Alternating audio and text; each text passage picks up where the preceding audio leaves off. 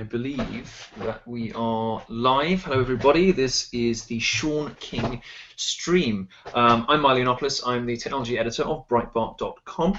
I run Breitbart Tech, which is our tech channel, together with Noah Doulis. I'm joined today by Allum Bokhari, who is a writer for Breitbart. I'm joined by Michael Poole, who is a researcher for me, and our first guest, who is waiting in the wings, ready to go, Vicky Pate, the investigative blogger. For the viewers who are not fully apprised of this story, Shaun King was a figurehead in the Black Lives Matter movement, but he's come under increasing strain and pressure from his fellow activists in the last couple of weeks after a series of race and financial scandals. We're going to jump straight into this because I think the best people to talk you through the Shaun King story, and most viewers will be watching because they're already familiar with the basics, is the blogger who kicked most of this off. Vicky, thank you for joining us. First of all, you were responsible for our story at Breitbart about the race allegations about Shaun King, but that's not where it started for you, was it? You've been looking into Shaun King for a while. Tell us what first piqued your curiosity about this Black Lives Matter organizer, who is now the senior justice writer of the New York Daily News, a salaried journalist, and we're going to be investigating over the next 2 hours with a variety of different journalists and guests this sort of extraordinary state of affairs where somebody with such a curious and checkered past has managed to ingratiate himself into a position of real authority and seniority in a printed national newspaper. So Vicky, tell us what first drew your attention to Shaun King. What was it that you sort of first became interested in, and what did you do? How did you first start exploring the subject? Well, I've always followed Benjamin Crump, the attorney Benjamin Crump, and his cases. And so I was following the Mike Brown case. I have a bad echo. How did you first? But Charles Johnson from Go News was going to get the juvenile records for Mike Brown. Well, Shaun King, that ticked him off, so he put up that Charles Johnson was a pedophile, and not only said it, but put up a police report that said Charles Johnson, with I think the birth date was like a year off, that this was his police report, that he was a pedophile. And, I mean, you can call people a lot of things, but there's some things that, you know, I mean, even racist, whatever, but to call a man a pedophile will stick forever. And so I thought only interaction with him was with him sort of making a false allegation on the basis of a mistake. He sort of got two names muddled up, or somebody else who had the same name, and he was throwing around allegations about a right-wing journalist, right? Right, and I think he probably knew that it was the wrong. People had told him that it was the wrong Charles Johnson, but he continued to put it up and didn't take it down. But so that got me to that. So then I thought, well, who is this guy that he would make this kind of allegation? He has to have a shaky past, right? So I started looking into him, and all I could find were good things, like hundreds of blogs about how great he was. He was on CNN. He was a philanthropist. You know, all these great things. We'll come to find out later, he had a good publicist that was doing all this. So I had to really dig, and then I started finding about a pastor that he had worked for. He accused of being a pedophile and of molesting children in the church, which the pastor is still going. It was just false allegations. So then my curiosity was really piqued, and I kept looking, and there was Shaun saying his life story, that he was the first documented hate crime in Kentucky. Couldn't find anything to corroborate that. It was months later that Daily Caller got the police report that proved Shaun was lying, that he wasn't beat up by 14 rednecks. So this just got me to looking into Hope Mob, into his Twit change, into all these charities, the worst being a home in Haiti, which he was doing while he was the pastor at his church. So all of this I just kept looking and looking, and I was putting it on Twitter, and I would put something on Twitter, I would get suspended. And it wasn't until like May that I thought there has to be something I can prove to show that he is not credible. Suspended from Twitter. What was happening? So presumably you were just reporting on facts. Why were you getting suspended from a social network? I believe because Shaun had been in business with Claire Ortiz, who was the she worked for Twitter. I'm not sure if she's still with them now. She was at the time. But my opinion only was that he was probably asking her to suspend me. I don't know. It was just after I would go on Twitter and put up my blog and say, this is what's happening with him, I would get suspended every single time. I see. So you have a hunch he had a mate at Twitter or something who was helping him out with people asking difficult and troubling questions. So let's move on to the race thing. Okay, so the race thing only came up in June, in like May and June, probably. I mean, I'd always thought about it, but there was really, because his entire family is white. All the Facebook, the extended family, everyone's white. And so I thought, this is just the one thing. If I can just prove this, then his credibility will certainly be ruined, right? You would think. You would imagine. We both know now that that's not true. What happened in the end? No, you get a job at New York Daily News. So that's what happened. And then I and some other people behind the scenes, because I don't ever let anything out until I'm pretty sure about it. And we started looking into, so what a friend of mine got, he's actually a detective that didn't want his name mentioned, actually got the birth certificate in the first place. And he sent it to me, and then I thought about it, and then I think that's when you and I started talking. Right. And I was being hasty and said, well, I'm going to just put it up since you haven't put it up yet, but you were going through making sure the legal aspects were all correct.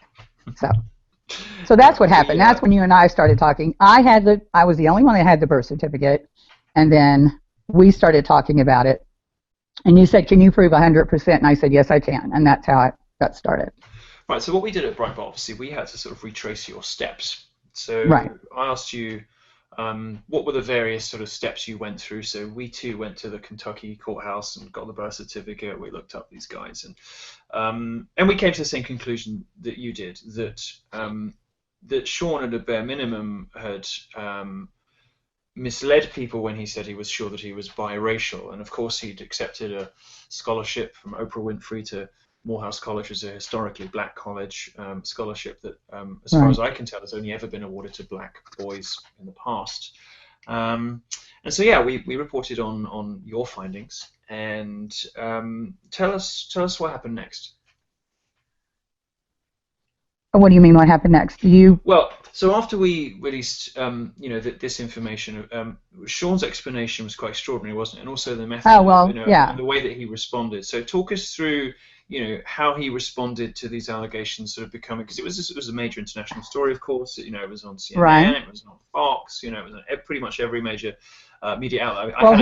I had a researcher put it all together at the time. I think we came up with something like 300 or 400 news stories in the first couple of days from every major outlet everywhere. People wanted to know if this was the new Rachel Dolezal, if this was a guy who had presented himself as biracial perhaps for professional, social, even financial advantage, whilst having no evidence that either of his parents was black, and indeed having every reason to suppose that neither of them were. So talk us through his reaction, sort of how he responded, and what his defense was.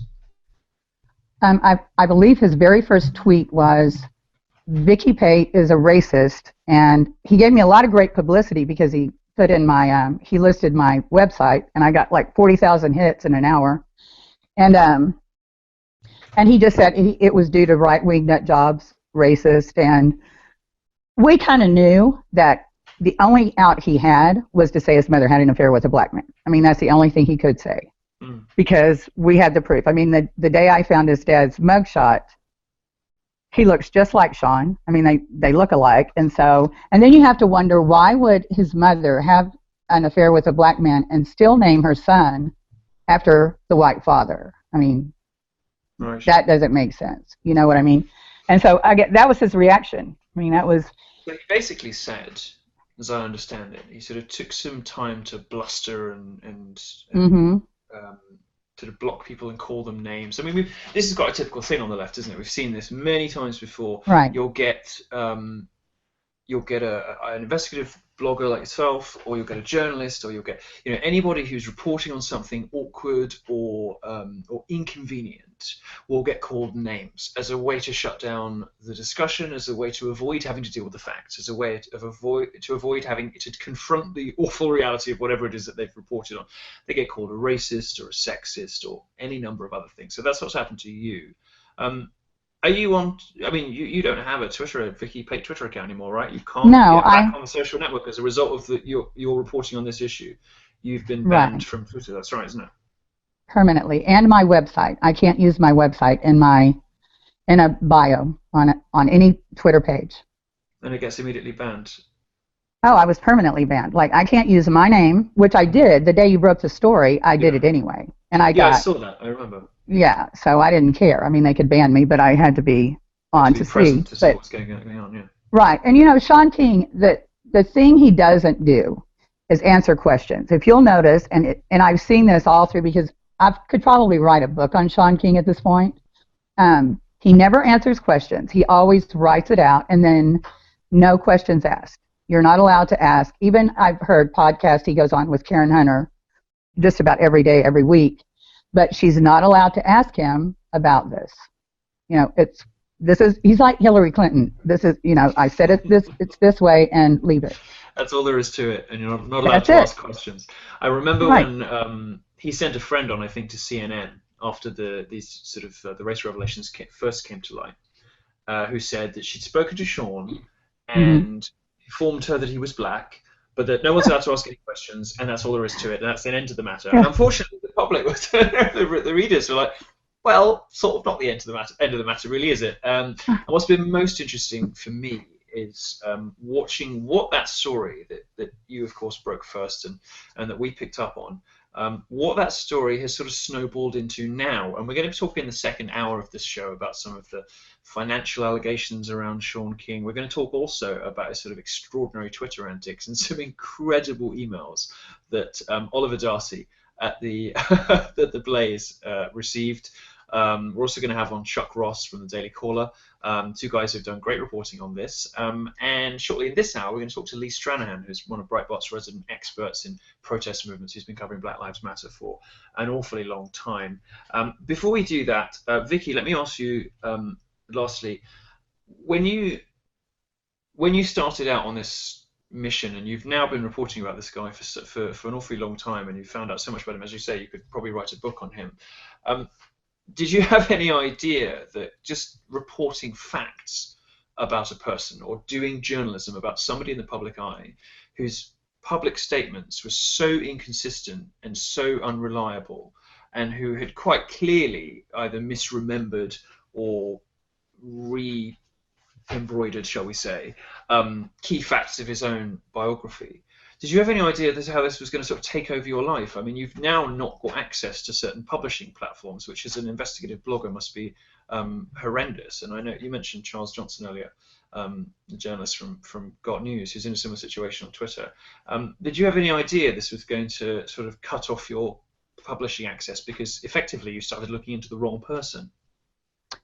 It kind of happened before with Benjamin Crump when I was doing a lot of blogging on the Trayvon Martin case. I kind of got a lot of websites writing about me saying I'm racist, and that's why, and all I report are facts. I mean, I'm so careful not as careful as you were, but I'm pretty careful about what I report. So kind of, but not to this extent, not to where I was going to be permanently banned and wouldn't even be able to use the name of my blog site. I mean, talk about shutting people up, Yeah, it's extraordinary, isn't it? And so if you pick the wrong targets, or if you pick the targets with the wrong politics, that somehow you can sort of start to lose your access to these essential publishing platforms because somebody has the wrong friend.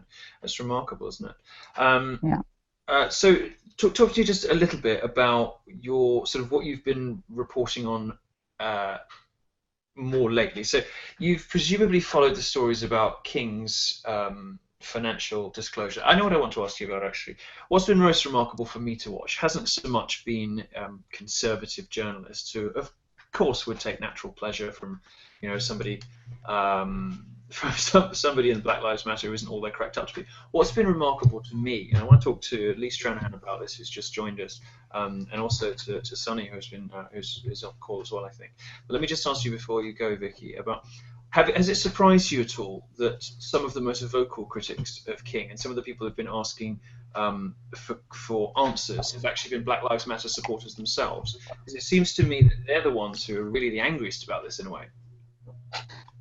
And well, they should be, but they've been angry. Like, I had put out something on Justice Together because I followed Shaun King's. I'm just sorry to I'm interrupt. sorry, Lee Stranahan. Yeah, no, I'm just going to ask people to mute themselves if it's possible when they're not speaking, because we're just getting a little bit of echo. I think it's it's confusing, but if that's possible, that would be phenomenal. These streams are a wonderful thing. Sort of enable anyone to put together a sort of phenomenal, almost like a sort of 2-hour TV discussion show. But there are occasionally little technological quirks and hiccups, and one of them is popping these on. So if people could do that, that would be super helpful. Sorry, Vicky. Yes. But anyway, Justice Together. I had warned. I had even gone to the board members of Justice Together and said, look, he's got a past with like the Tamir Rice Foundation. I mean the Tamir Rice donations, which he did with Ben Crump. That was a whole backhanded thing. And no one would listen. And so when Black Lives Matter, when we were watching that take place, when was it? The night before last. Netta admitted that board members had been coming to her behind the scenes asking. Meanwhile, Shaun King is free to continue with donation sites, continue to solicit through email, which he did. And so, yeah, I don't find a lot of courage in the way that was done, because he should have been stopped a long time ago. But I do want to make one thing clear. If you read my blogs about Shaun King, I don't think you will find anywhere, unless it's a reference to Black Lives Matter, that I've ever gone. This has never been about Black Lives Matter, because for one thing, he's not black, but it's never been about that. It's been about Shaun King. And, you know, the main thing, the worst thing that I think he's ever done is steal from $250,000, in my opinion, based on my research, from an orphanage in Haiti. You know, and so it's never been about Black Lives Matter, and people keep saying, oh, they want to shut down Black Lives Matter. Well, they're going to shut themselves down. I'm not concerned with them. Well, we know that there are certainly allegations along those lines, and we've covered some of them in a piece on Breitbart, sort of 5 questions for Shaun King that have nothing to do with race. People can have a look into those. Right. As far as the Haiti orphanage goes, you know, we can't, we can't speak to that anymore on the stream today, but certainly things that other journalists are looking into and continue to look into. Vicky, your reporting on this has been absolutely invaluable, so thank you very much for joining us. I'm very All right, thank you. Thanks you, Milo, for coming along. Bye-bye. And yeah, continue to do your good work. Thanks so much.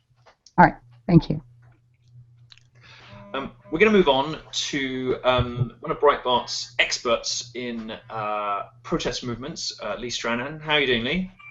I'm doing great, Milo. How are you? I'm very well. And also, I want to say hello to Sonny Johnson, who is here as well. Sonny, are you able to hear us and have your microphone on? Yes, I can hear you. Can you hear me? Yes, I can. Hi, hello. So I thought the three of us could have a chat and put some of this in context. So Vicky's, who was the sort of impetus behind our original report about Shaun King's race controversy, isn't so much concerned with the politics of all of this. She just saw a public figure who was making extraordinary claims that didn't stack up to reality, and decided to look into his biography a bit more closely. And some of the things she's discovered have ended up being the subject of quite explosive news reports. But I'd like to put the race controversy now into a bit more context. And in the second hour, we'll be moving on to speak to Oliver Darcy from The Blaze, and we'll be speaking to Chuck Ross from The Daily Caller. We'll also be speaking to Alex Marlow, who is the editor-in-chief of Breitbart.com, and I'll come back to Allum and Michael, who are on my research team. And Allum is a great writer at Breitbart Tech, who's done some good stuff in the last couple of days about this too. Let's first, as I say, put this in context. Lee, let me come to you first. Why does it matter whether Shaun King is black or white? Well, you know, I mean, my take on this broadly is that the entire Black Lives Movement is based on lies. So, can you explain what you mean by that? Yeah, sure. Going up a level from Shaun King, the entire movement which started with Trayvon Martin, which was based on a story that was put out there incorrectly. When the Trayvon Martin case first came up, the perception was that Trayvon Martin was this little kid who had Skittles and he was shot execution style by a white guy. And every fact in that narrative was untrue. Then we went to the Mike Brown case. And again, there might be, whether you agree or disagree on the Trayvon Martin case, everything I just said was not accurate. Then you had the Mike Brown case where the whole thing, which, the Ferguson story, was also based on untruth, hands up, don't shoot, and that it left out the fact that Mike Brown had actually assaulted Officer Darren Wilson. Now, at a much higher level than that, you have to realize that the Black Lives Matter movement is just the latest incarnation and the most successful one of the activist wing of the left. This goes back to the 60s, this goes back to the Black Panthers, this goes back to Students for Democratic Society, this goes back to the Black Liberation Army, and the more mainstream versions of this. The direct antecedent is Occupy Wall Street. And the wider lie that it's based on is all the lies that the left are based on. The idea that a omnipotent state will somehow work out better for the people, power to the people. I'm DeRay, look at me. I'm missing a vest, but I'm doing the fist thing. And he always seems to be in the same vest. Somebody told me the other day they were going to start a Kickstarter of him for new vests. I really wanted to have a vest for this, but I don't own one. I really wanted. See, in Britain we call it a gilet, which sounds much more exotic. It does. I have a wax gilet that I wear horse riding. We're supposed to just call it riding in Britain. Yeah, no, I quite like the vest. I'm not. But I'm just saying that the whole movement. There's a reason that socialism has to be based on lies. It's because every time it's been tried on a mass scale, it's led to huge piles of bodies, whether it's the Khmer Rouge or Russia or China or Cuba or any place that's been tried on a mass scale. And the people that have been killed are often minorities. Socialism is racist, and you can just see that. Anybody who's studied history for a second can look at the disaster it's led to, not just economically, not just in terms of basic human rights, but in terms of literally piles of dead bodies, killing fields of skeletons of people the Khmer Rouge killed because they had glasses, right? So let me ask you a specific question. Shaun King would have been killed right away. Let me ask you a specific question about Black Lives Matter. Did it surprise you to find out that Shaun King had been, at best, economic with the truth about his past and his race? Does it surprise you that any of this stuff happens? I mean, it blew my mind. I'll be honest. Like I was got in touch with Vicky and reading this stuff, and I just thought this can't be true. This is blowing my mind. Everything that we're told from the left about identity politics, the sort of black people speaking for other black people, like this guy can't possibly be white. And then I started to look into it, and the case became unanswerable. And his own behaviour, of course, as anybody's been a journalist for a long time, you start to pick up on cues in behaviour that tell you that that people might not want to answer questions about certain subjects. Shaun King has all of that in spades for sure. Did this story surprise you at all, or you've seen enough of this now that you've come to expect it? I've seen enough of it now where it's not really surprising me. As soon as you base the movement on identity politics, I mean, what could you, like? How would you trick the conservative movement in a way like this, right? It's hard to imagine this happening on the right. I have to be honest. I mean, it's not like the conservatives don't have, their own issues, but it's hard to imagine something like this happening. Plagiarism and faking race and all those kinds of crimes, you don't really see them on the political right, do you? When I first met Andrew Breitbart, I was on the left. I was a writer for Huffington Post. I'd done work for Move On, and I was on the left. And when I first talked to him in an interview, we ended up talking for 3 hours. And one of the things he said to me, he said, "It's a bigger tent on the right." And I said, "You're crazy." I said, "What are you talking about? What are you talking about?" He said, I know, it sounds weird. He said, but it's really true. It's a bigger tent. And then I was at CPAC that year with Andrew, walking around with Eddie Slaughter, who's a black farmer. I met David Webb, who's a black conservative. I met a number of people. I don't think I'd met Sonny there, but and Andrew co-sponsored the Go Proud Party for gay Republicans. That was attended by all sorts of Republicans.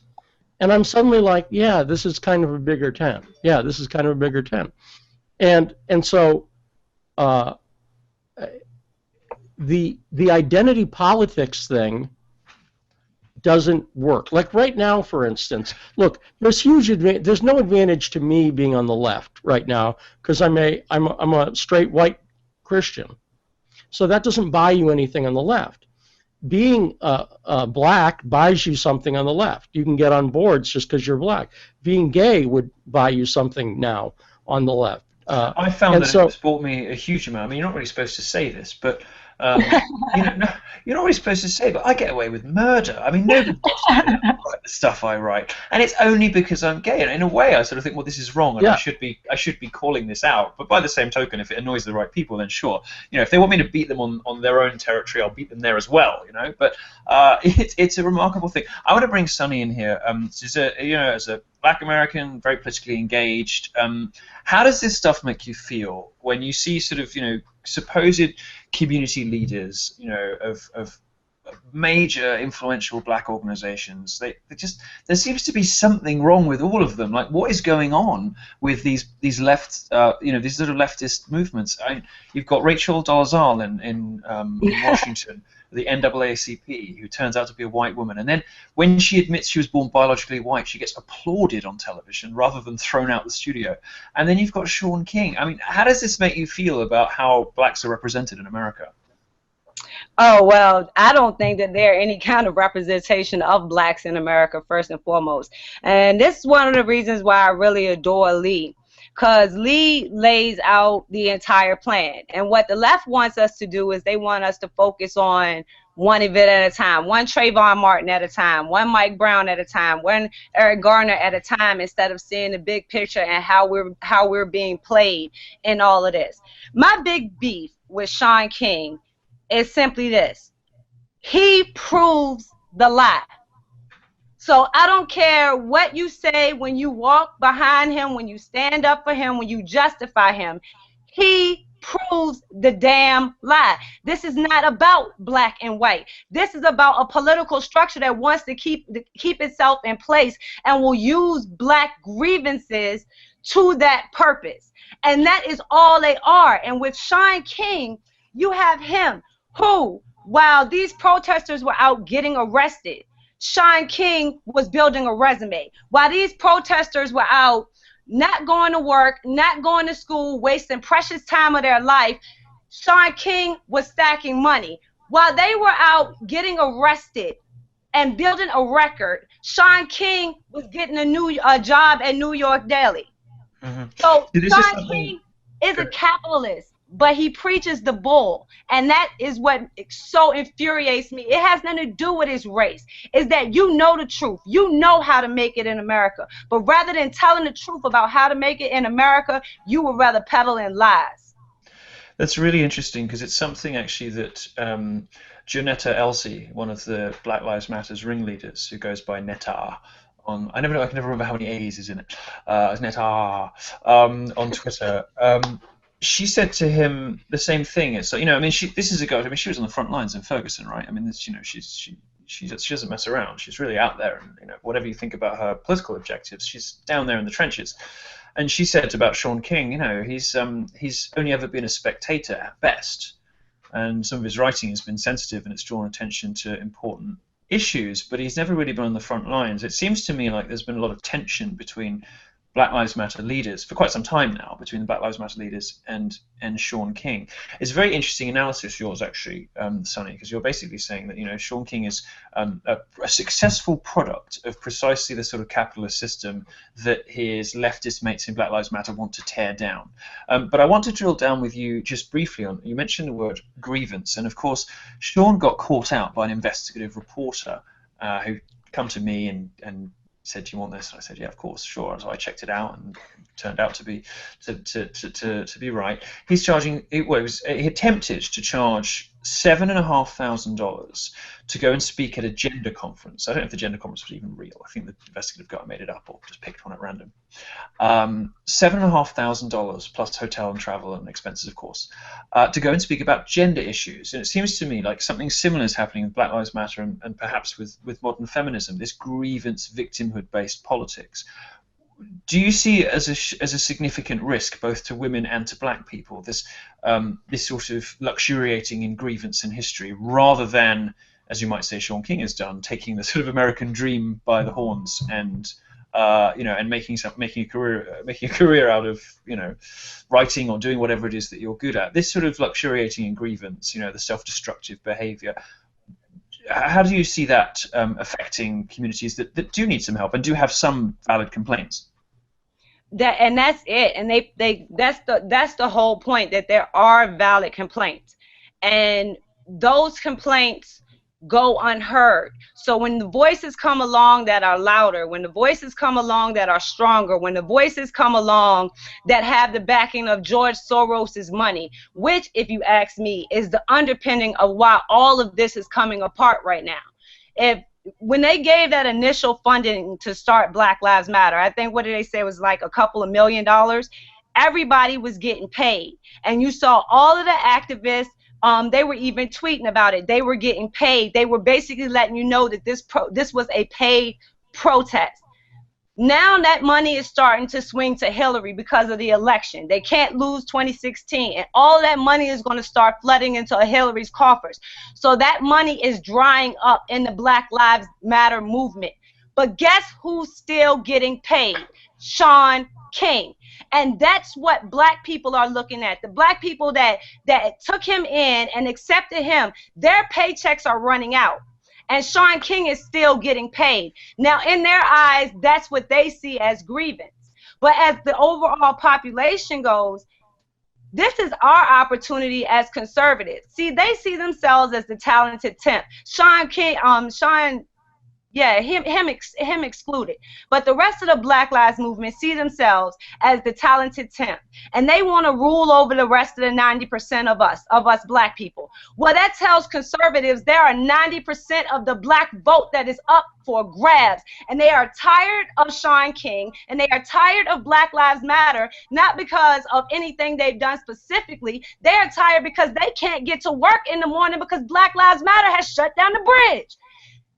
We have the opportunity to be the voice that sucks the vacuum out of Black Lives Matter, and I just hope we don't miss it.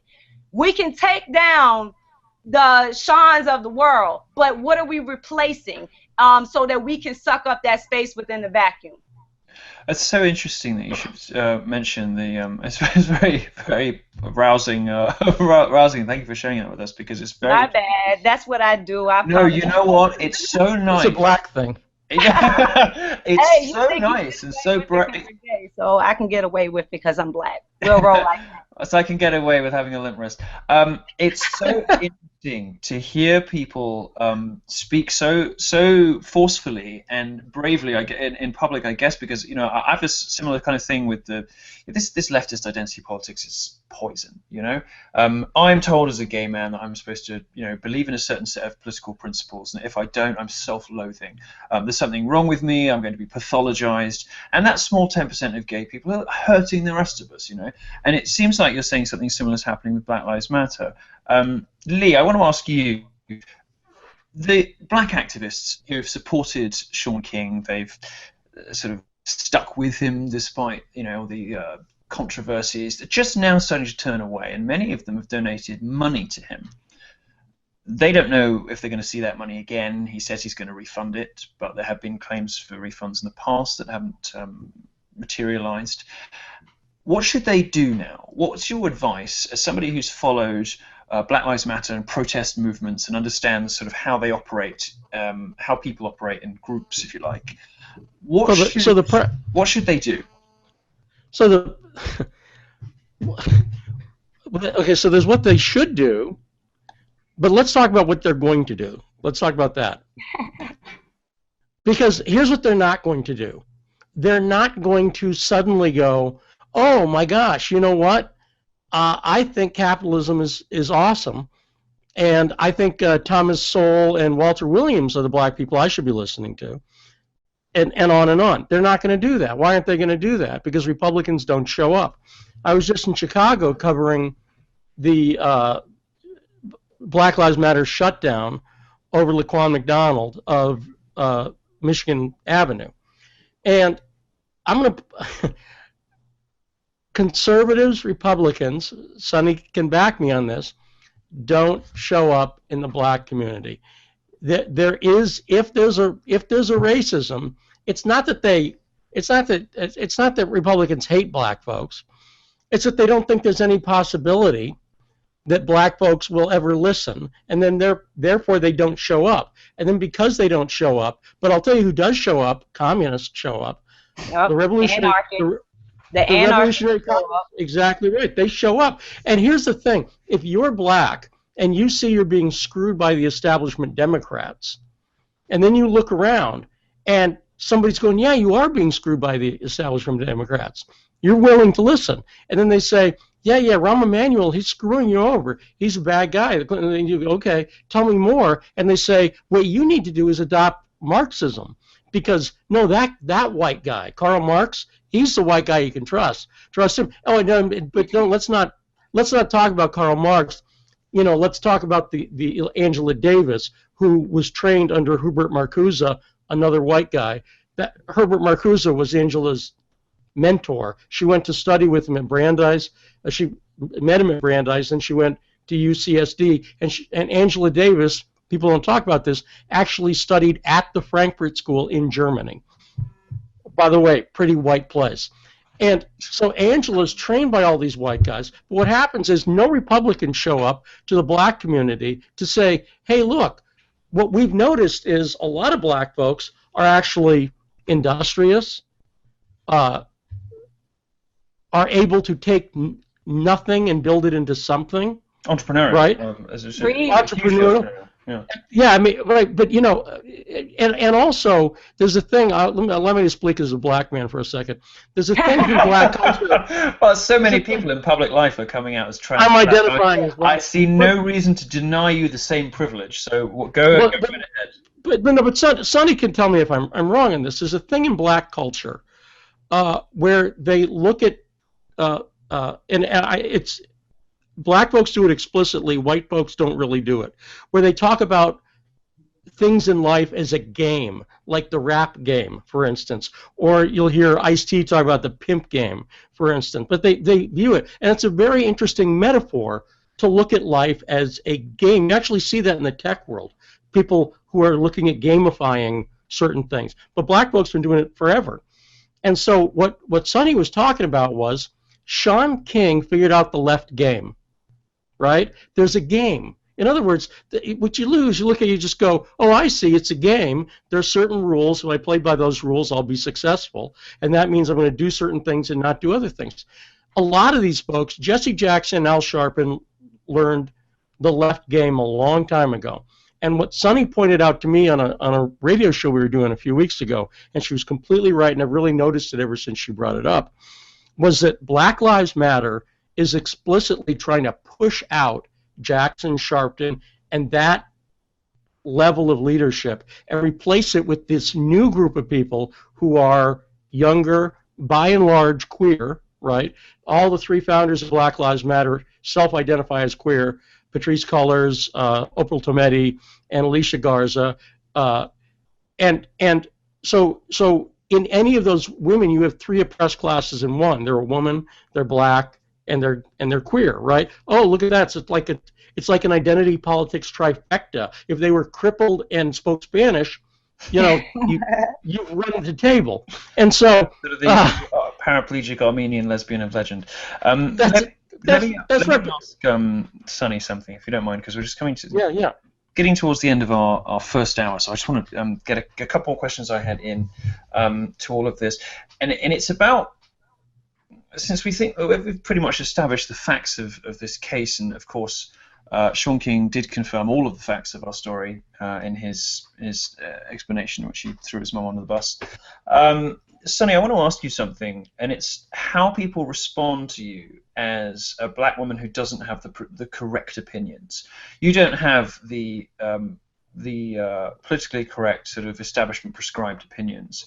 And I've seen whether it's Lauren Southern, the Canadian libertarian politician who objects to the excesses of modern feminism, or me with the homosexual lobby, and a peculiar, special, and really quite vile response to people who don't play the identity politics game and who don't sort of vote with their body parts and vote with their skin color. What's it been like for you as a very vocal and passionate, politically engaged black woman not signing up to the things you're supposed to sign up to?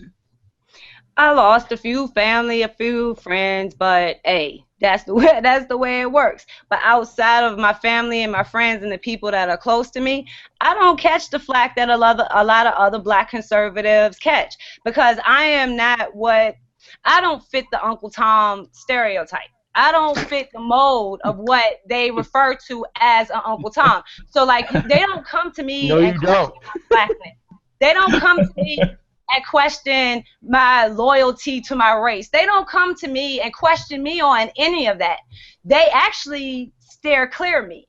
Like, the black people don't want to interview me. They don't want to bring me on. They don't want to have an honest discussion with me. They don't, because I'm not going to jump to race. I'm not going to play the game. I'm not going to say that you're on a Democrat plantation.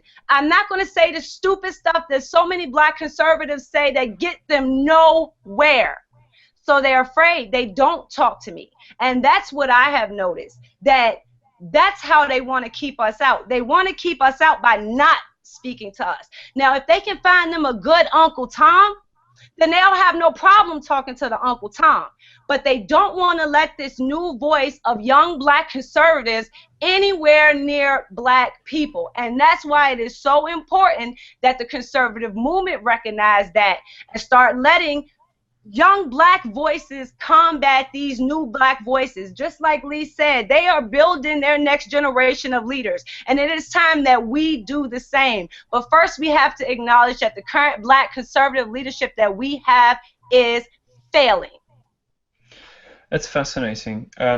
Lee, what's your perspective on that? And, you know, when young black people are looking out and looking for answers, and many of them have perfectly valid grievances about the communities in which they live, mainly because they're run by Democrats. What advice would you give young black people when they're looking for role models? And what's your assessment of the current field of role models for young black kids in America, many of whom are, you know, looking for answers, looking for a way out of sometimes, you know, of challenging socioeconomic circumstances? Well, I mean, I tell people all the time that you know what, a lot of conservatives, unfortunately, seem to feel like conservatism is something you're born with, right? And that's probably because they grew up in a place where everyone they knew was conservative. And I grew up in Massachusetts and I moved to LA, and those are not conservative places. And I try to tell people, like, I'm like, look, if you grew up in Detroit and you're black, tell me who your conservative role models would be who you saw. You didn't see anybody. So why would you be conservative? It would never occur to you. I mean, there are black folks. No. Their conservative role models are their grandmother who pays the rent on time, makes sure the food is in but it's not marked as conservatism. We haven't asserted the definition of what we are and who we are. It's not about just pulling yourself up by their bootstraps. Most blacks already have themselves up. It's about having a power of understanding that economic power that you do have is what makes you able to play an American game. We haven't delivered our message so that they see how they live their life every day is conservatism. Yeah, I agree completely. That's the problem. Like I say, it's so infuriating. Well, I was doing some work for the Black Conservatives Fund back a year ago in Louisiana, and we were going into black neighborhoods, and people in the neighborhoods were saying they'd never seen a Republican politician show up in that neighborhood ever. Ever. The Republicans had never shown up. And so what's happened is the Democrats have done nothing. I mean, if you look at how Obama's been in terms of providing jobs, anything for black folks. It's crime, anything. It's all worse. And so he doesn't have that achievement. Therefore, you have to go to white supremacy and everything else. It's a distraction game. Oh, don't look over here at the bad employment. Look over here. It's white supremacy. And that's why Obama's implicit, from the bully pulpit, helped push the Black Lives Matter movement. But I have a big story coming out that's very, very close on the white architect, Eric Mann, of the Black Lives Matter movement. And that story goes into detail about how the left's, and this, people really need to understand this, the left's plan from Herbert Marcuse, father of the New Left, through Eric Mann, and Eric Mann is the one who trained Patrisse Cullors, one of the founders of Black Lives Matter. Their plan has been, the communist and the anarchist, has been to start a communist revolution by using black folks as the muscle, by using inner city black folks. Marcuse talks about in the essay on liberation. He talks about rising up from the ghetto. All the SDS people, they talked about it. Helter Skelter, Charles Manson's Helter Skelter, was about trying to start a race war. And the idea is, it comes from Mao and the Vietnamese, Ho Chi Minh. They saw that the people rose up and started a revolution and overthrew things. They saw it in Cuba, too. So they're trying, literally, these white liberals who are running things want to use black folks as muscle to start a revolution. That's why they're doing the prison, the mass incarceration agenda, which is a big part of Black Lives Matter movement. That's why Obama wants to let people out of prison. And I go into great detail in all this in this story, but it's really important for people to understand what's going on. People don't get what's going on. That's why whatever happens to Shaun King, the movement goes on. The movement goes on, and that's what. And since me and Lee first met, Lee was one of the first. I was like, bingo, like he gets it.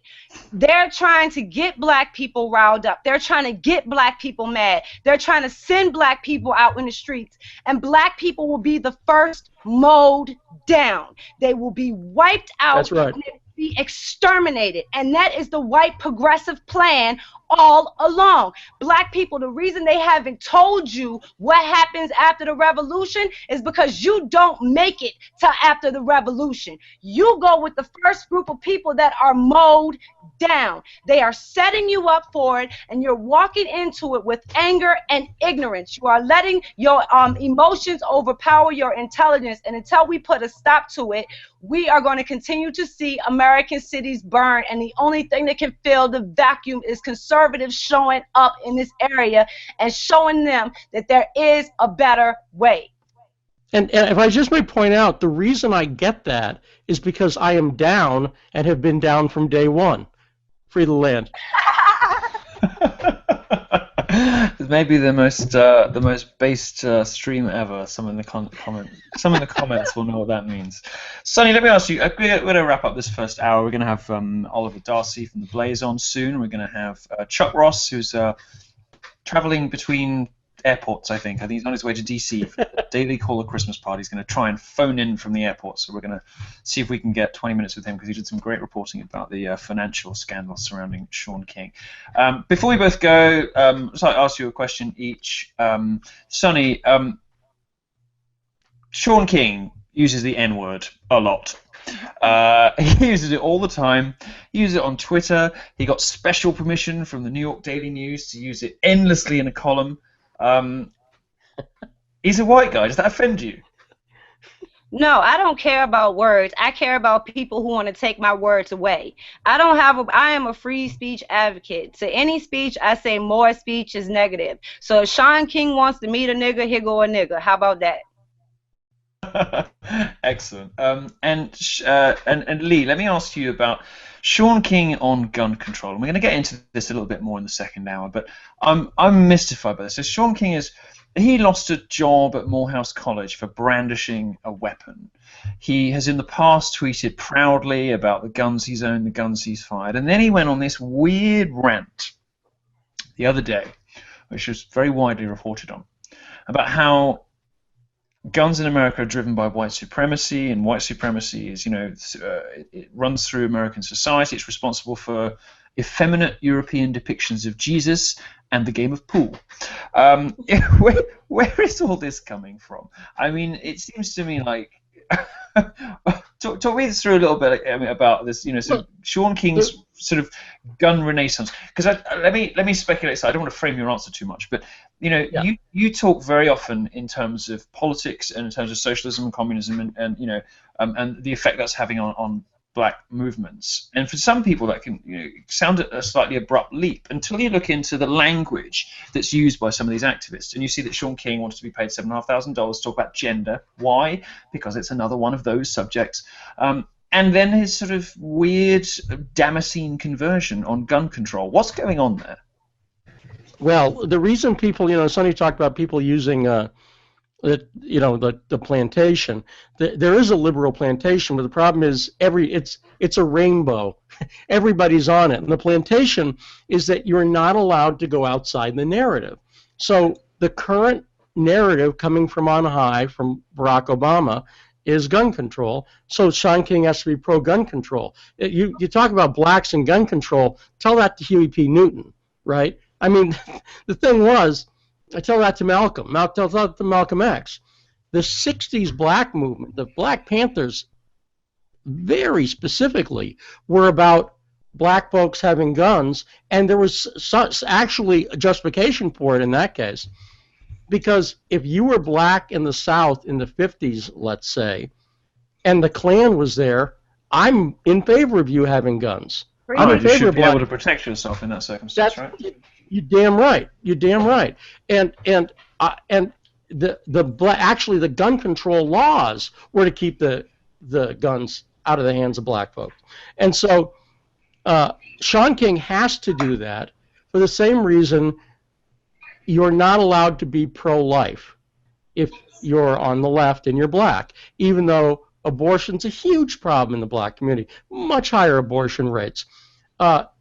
And creates and there's a ripple effect on it, because basically if you have an abortion rate that's as high as it is in the black community, I think it clearly directly it makes you lose respect for life broadly. And I think the abortion, if they can convince you to kill your baby, that's right. If they can convince you to kill the life inside yourself, seeing the black on black crime statistics aren't going to shock you. It's not going to jump you into moving or make you into, if they can convince you the life within your own body doesn't matter, then they've got you. And when you have places now, like New York that can brag about more black babies aborted than were actually born, you can see the progressive hole in the black community. And it is sickening to its very core. Word them up. Thank you very much, both of you. It's been absolutely fascinating to hear from a black American woman who feels so passionately about, free speech and conservative issues. I've loved having you, Sonny. Thank you so much. We hadn't actually met. I love you, Sonny. I love you. I can see that this is. Oh, there we go. We got a little glimpse of you there. I can. I'll do better next time. I'm sorry. There we go. We finally saw you. I'm gonna give. There we are. I like it. Oh, look at a tree. Wait, go back. A beautiful Christmas tree. We never got to see you for the whole stream. How about that? Everybody. Thank you so much for being with us, Sonny. It's been absolutely so fascinating, so interesting. So thank you. And Lee, as ever, you are one of Breitbart's leading experts on these movements. And so thank you for coming over and sharing your expertise and your insight with us. Thank you so much. This video will be up on Breitbart.com when we finish in about an hour's time. So we're going to move on to the second hour of the show. And after that sort of big picture contextual stuff and into some of the more recent nitty-gritty. And to help me navigate the weird waters of Shaun King's email account, I want to welcome on Oliver Darcy. Hello, Oliver. Hey, what's going on, Milo? Thanks for having me. Oh, you're welcome. So tell everybody, you're at the Blaze, aren't you? Just tell everybody briefly about yourself and what you do. And then I have some questions for you about emails we've been receiving recently. Right, so I work at the Blaze. I'm online at the night. I'm doing the night shift, and I've been covering, I can't remember exactly. I think a piece by Chuck Ross got me kind of interested in the Shaun King sort of controversies, and I followed up on one of the things that he did, and ever since I've been kind of tracking it for the Blaze. So, as of recent, it's got a little more bizarre. It has, hasn't it? So, I mean, I think most people watching this will have read this, but in case they haven't, I've received the most remarkable email from Shaun King after having asked why he was deleting so many Twitter followers. Now, we just heard a moment ago about what from Lee why he might have had a sort of Damascene conversion on gun control. When it was pointed out to him by a lawyer, Mike Cernovich, on Twitter, that this wasn't entirely in keeping with some of his previous statements on the subject, he began not just deleting the tweets in question, but deleting his entire Twitter history, 70,000 tweets. Now, tell us, Oliver, when I emailed him, this is my email, so I know this, but I'd like you to explain it. When I emailed Shaun King to ask how he was achieving this mass deletion, what did he say? So I haven't even told you this. When I first saw the email, I think I was on Twitter and I saw you tweeted out. I clicked on the story and then I read it and I thought maybe Milo is just being sarcastic here. Like, is this some sort of like parody Shaun King email thing? And then I realized you had the screenshot. And I was like, no, I think he's being serious. That's a reasonable supposition. I am prone to satire from time to time, but right. So I wasn't quite sure if you're just joking or if I missed something, and this is some sort of like parody of this email. And so I clicked on it, and I read it, and I was like, this is very, very bizarre. It said something. So you had asked him. You said, we are just interested in why you're deleting thousands and thousands of tweets from your account. Is it because you're embarrassed about this firearm incident? Where he had attacked people for having firearms, and then people had gone through his Twitter and revealed that he was a big firearm enthusiast himself. And so you had asked him, are you deleting your tweets to hide your history because of this? And he said something like, we have thousands and thousands of people worldwide deleting 1 to 2 to 3, I think, Shaun King emails like a day. His claim basically is that you have to be so careful, because I live in England, right? So you guys can be a bit freer about what you can say about people. I live in England, and we have such strict libel and defamation laws. You can't just go calling people a liar. So what we have to do is to describe what's happened and let readers kind of make up their own judgments. I'm so sorry. It's not like that. There we go. Live stream happenings. This is what happens. You have to sort of let readers make up their own judgments, and you can paint a picture about the likely credibility of a person based on sort of the claims that they make on relatively minor subjects. Now, Shaun King's claim is that volunteers from 150 companies were logged into his account, deleting 70,000 tweets manually, and that this didn't somehow trigger what my friend at Twitter tells me is a very aggressive system to check, a fraud system that Twitter has, for multiple sign-in, security system. That somehow Shaun King's account was exempt from these usual security procedures at Twitter, and that he was able to delete 70,000 tweets with the help of volunteers from 150 countries. Now, wouldn't this make Shaun King's volunteer army the largest in the world? It would certainly do that. And he said, I'm reading the email right now. He said, quote, "It's all manual. We gave Shaun King's Twitter password to the volunteers and asked them to do it all by the end of the day today." So, I mean, for those viewers who don't know, who don't realize, far more likely a situation when somebody deletes a huge number of followers is that they have instead been using an automatic tool to do that. Now, these tools are technically against Twitter's terms of service, so this is maybe one reason why another explanation could be given. Now, tell us about the emails you started receiving when you asked Shaun King about the emails he'd sent, because the email he sent me was crazy. I mean, he was talking about the game of pool being a white supremacy, and he said, I pointed out that the number of children he claims to have seems to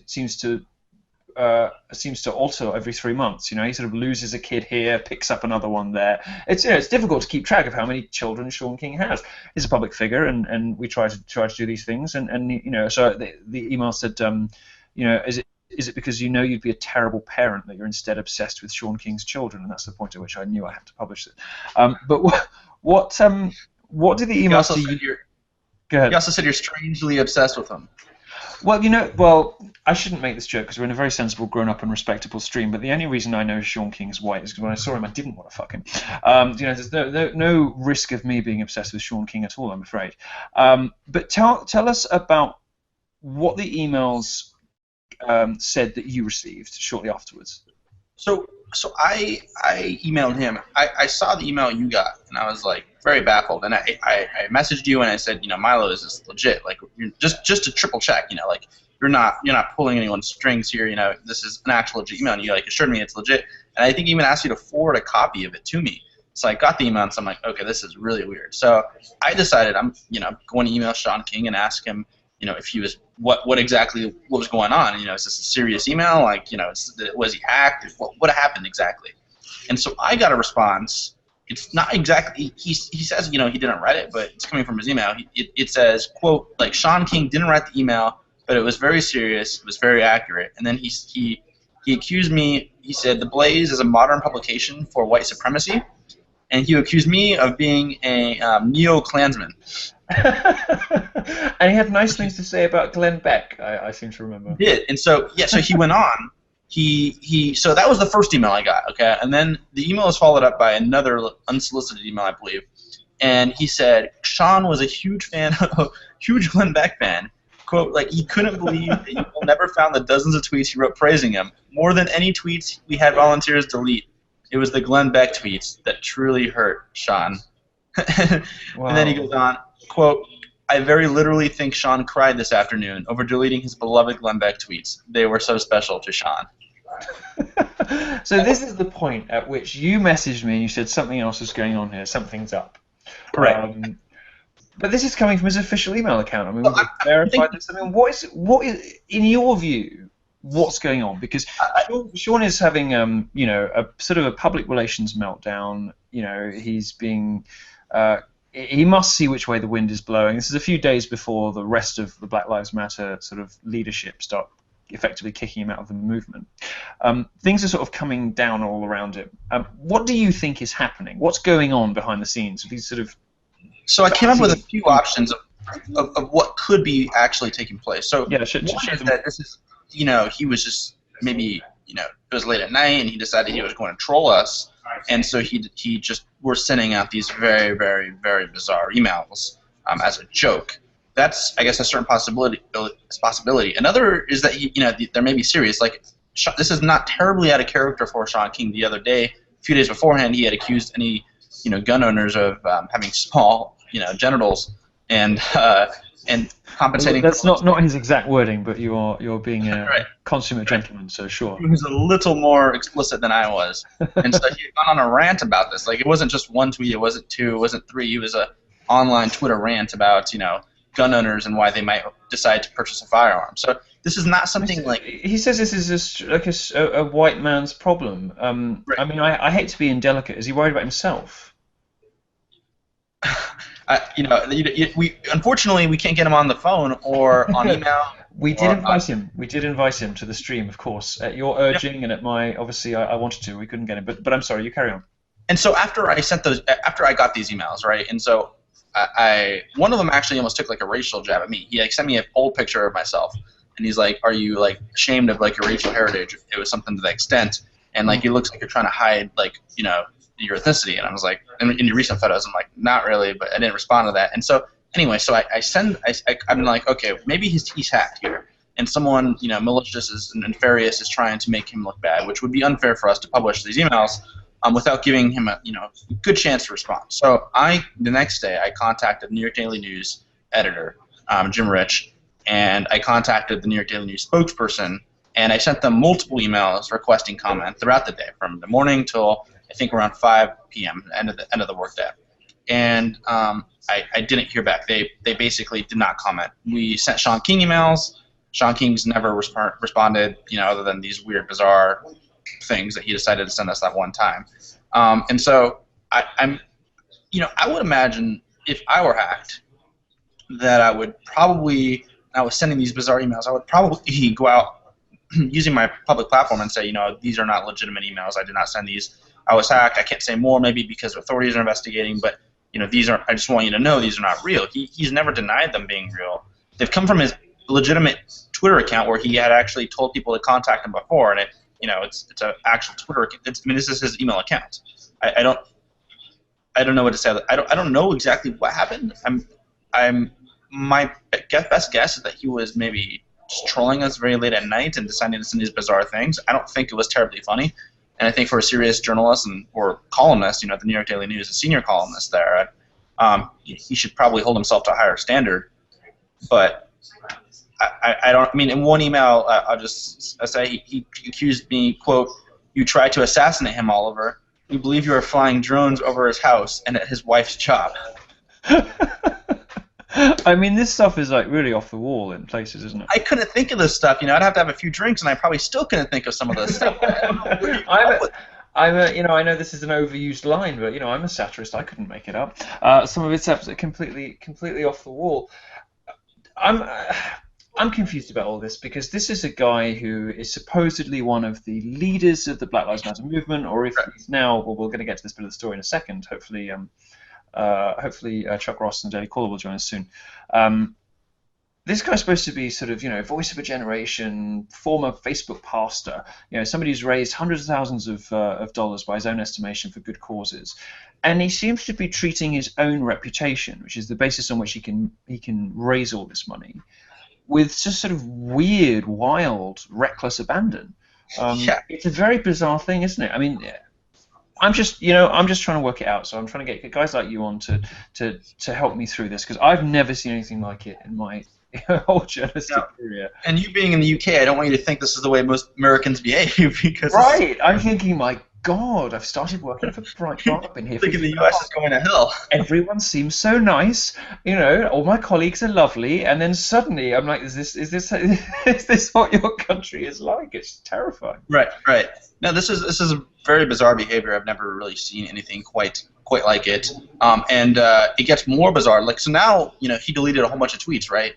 And now and then after what we'll talk about coming up, I guess. After he was excommunicated from Black Lives Matter, the movement by the leaders, he just wiped his entire account clean. So now there's no record of anything he's really said, other than the archive versions and things that I've screen grabbed and you've probably screen grabbed. But it's very, very. I can't really find the word to describe it. It's very, very bizarre behavior. There's no real answer, and the New York Daily News is still silent. Maybe I'll try sending them an email again, but my gut is that they just don't really care. Or they've lost entire control over him and they don't want to admit it. Again, no idea what's going on at the Daily News, but he's the senior columnist. Let's just review that for a second because the New York Daily News is a supposedly respectable publication, right? Employing him as a senior journalist. I mean, this guy describes himself as a senior justice writer. And so it was controversial when they first just brought him on, when he was, seemingly like a more, I don't know what the word would be. They hired him after the race scandal. I mean, they hired him after most of America knew that he'd been misrepresenting his race, but they did it anyway. This new stuff just seems extraordinary to me that they would continue to stick with somebody who's, I mean, look, our primary currency as journalists is trust, right? And we have to maintain trust with our readers. They have to believe what we say. King has got such a long history of saying the most bizarre, extraordinary, and remarkable things that just don't add up, making claims that don't stack up. And then, this sort of weird behavior, it looks like, who knows what it looks like? It looks like incredibly weird, guilty behavior. How can they continue to employ him? I mean, what's your prediction here? Where do you think this is going to go? I don't know how they continue. And I told you this. I don't know how they continue to have him on staff after these latest things. Right? So we have these really bizarre emails that were sent to us, which just can't make the publication look good. But then, and we'll talk about this. He was excommunicated from the Black Lives Matter movement by the leading figures in the movement, and so now he's kind of lost standing. I think to some extent. To talk, he's not like an insider. The New York Daily News, I think, they kind of hired him as an insider into the Black Lives Matter movement, and that he was going to talk about racial justice and things like that as someone who had been one of the leading figures. And now he can no longer, I don't think, claim to be a leading figure of the movement, considering all the, all the leaders have excommunicated him. I've been sent a picture of the gun, which is Shaun King's second gun, a .380. This is the gun that he was proud of possessing. Right. probably the smallest the smallest bit of weaponry I've ever seen in my life. This is one of the ones he was supposedly proud of owning before he deleted not just the tweets that referred to that gun, but all of the others as well. What a remarkable story this is. So let's move on a little bit. Now Chuck Ross, the Daily Caller, is going to hopefully join us from an airport somewhere. He's I think he's in transit between different stops. But let's talk briefly, because I know that you followed this story, and I know that you know something about this. What is it that drove DeRay Mackison and Jonetta Elsey, the two sort of primary frontlines ringleaders of Black Lives Matter? What is it that drove them to excommunicate Shaun King this week? Because this is the main topic of conversation for the second hour of our stream. This is the story that sort of kicked all of the discussion that we're having off now, and all the sort of follow-up reporting. It's an extraordinary moment, which almost never happens on the political left, of two leaders of a civil rights movement throwing another one under the bus and effectively distancing themselves, with Jonetta Elsey making allusions to Shaun King's race controversy by putting the N-word in brackets, in inverted commas, or rather, and DeRay saying that he can't vouch for this guy anymore. Talk us through the events of the last perhaps couple of weeks that led to this sort of extraordinary break in Black Lives Matter. So, well, it's even more than the last couple of weeks. There have always been. So Shaun King, for those who don't know, he has a history of starting these sort of fundraisers and charities, and there's a history of people who are involved in these fundraisers and charities who start questioning where the money has gone and exactly like how that's been distributed. And so this is nothing new. It's followed Shaun King for a while, but he started a particular, I guess it's a charity, right? Justice Together, aimed at promoting racial justice throughout America. And I can't remember exactly when it was, but there was a letter that was authored, a public letter from board members who were not happy with the transparency that Shaun King had demonstrated, and there were questions about where the money again had been going. And so DeRay Mackison, who is one of the leaders of the Black Lives Matter movement, I would probably say the most prominent figure in the movement, he had apparently what he said on Twitter is a question Shaun King, asking them these questions, where's the money going, where's the transparency, and he had not received satisfactory answers after repeated attempts to get them. And so he was not happy about that, and Shaun King then took a slight jab at DeRay Mackison and Jonetta by saying that they were, he was not interested in photo ops, and they had those two had been at the White House, or not the White House, but was meeting with the Attorney General and others, and so it was a slight jab, and that kind of unleashed DeRay Mackison to go after Shaun King over these donations and whatnot, and that's kind of what triggered it, and then it really took off on its own. That makes sense. It's kind of confusing. It is very confusing. So some of the tweets were great, not just from the Black Lives Matter leaders, but also from Black Twitter, what we call Black Twitter. So Black Twitter is sort of a catch-all term for a particularly sort of colourful and boisterous set of Twitter users who seem to have rounded on King themselves. And we touched a little on this in the first hour, but I want to ask you about it too. The people who seem most angry, at last, you might say, with Shaun King are his own supporters and donors, and people from the Black Lives Matter movement, people who donated to Justice Together. And I asked Lee Stranahan the same question I'll ask you.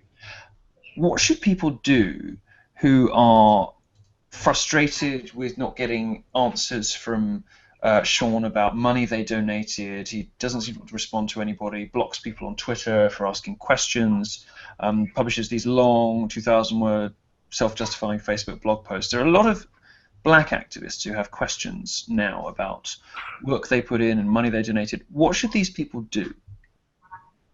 Well, I'm not really terribly in position to advise activists, but I think one of the things that they did do en masse in the past few days is they've unfollowed him on Twitter. That's one, just taking away his platform, right? So if he doesn't have this platform, if the tree falls in the middle of the forest and no one hears it, then does it really make noise? And so Shaun King, if he loses his platform, that's probably a big problem for him.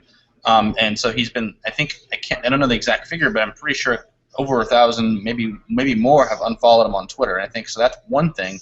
I think people may be concerned and upset with him could do. But other thing is just talking to journalists. I think you and I have been particularly trying to reach out to members of the Black Lives Matter movement to talk to them about Shaun King. And before we had been sort of just attacked. We had been attacked really by these guys who had defended Shaun King in the past. But now that they maybe see some of the discrepancies in what he's done, if they're open to talking to journalists, that would be a big start. And just relaying their sort of experience dealing with King. Yeah, unfortunately, we just had word that Chuck's not going to be able to join us, so we should talk about his reporting anyway. We've talked a little about yours.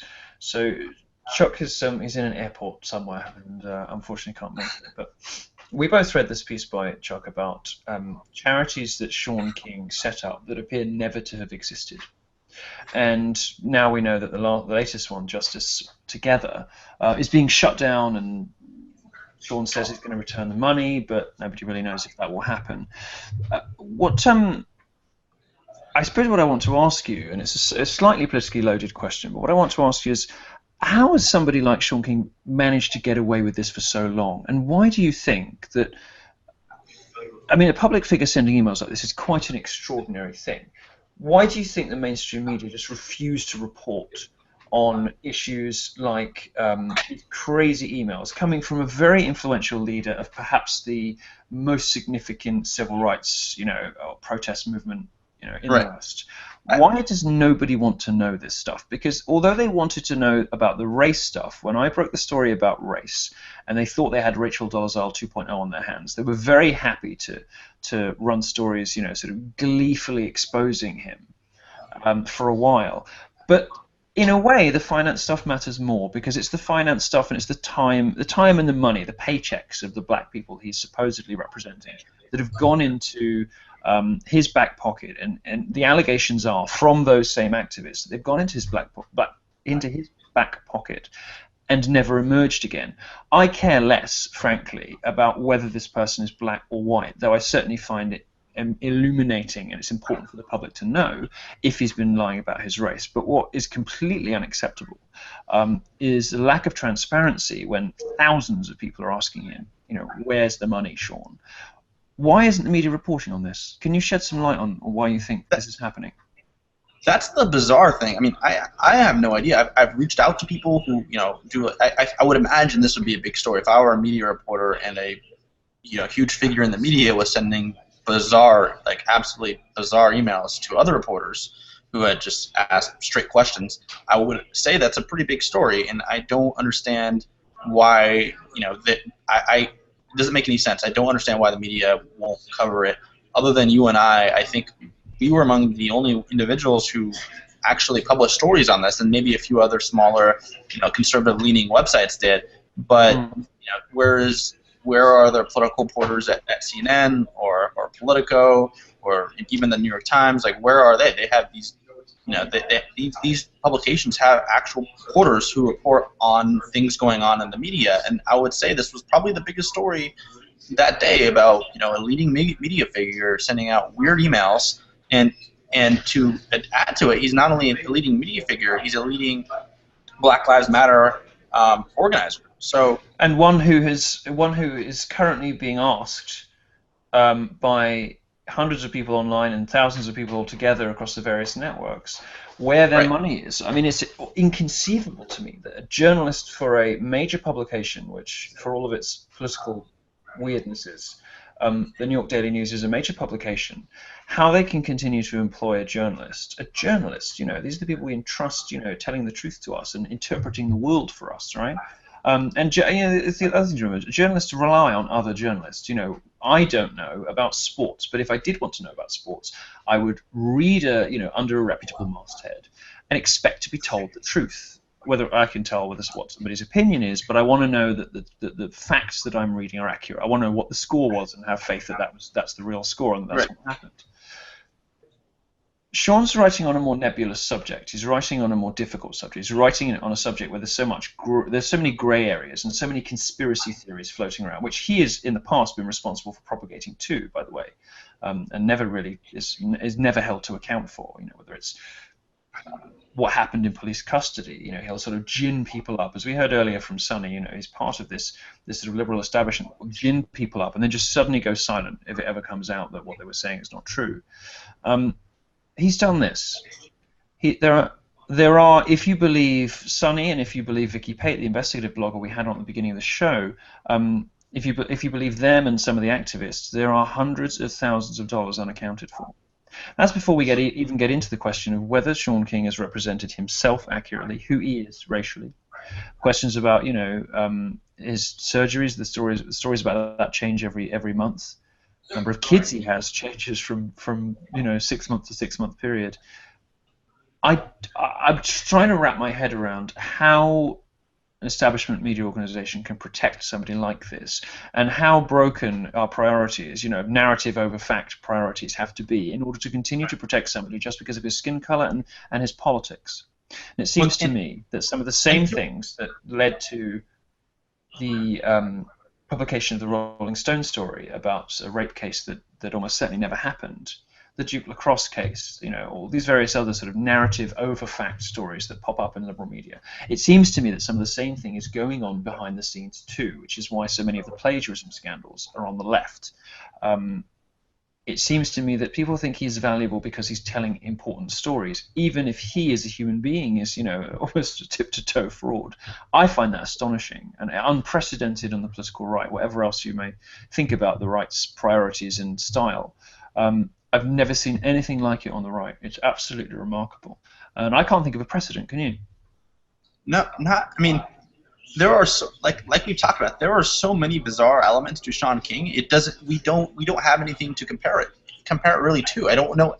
There's just we've documented a lot of things that just don't add up, and you don't have to necessarily believe me, and you don't.